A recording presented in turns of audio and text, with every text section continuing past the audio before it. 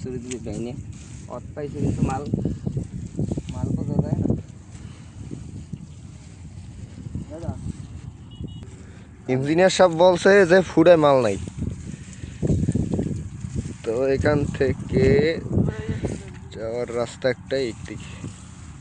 Engineer সাহেব কিন্তু পরাবারের মতো আবার একটা ফুডা হয়েছে, কিন্তু মাল নাই, ফুডায় নাকি মাল নাই এখন আবার বলতেছে।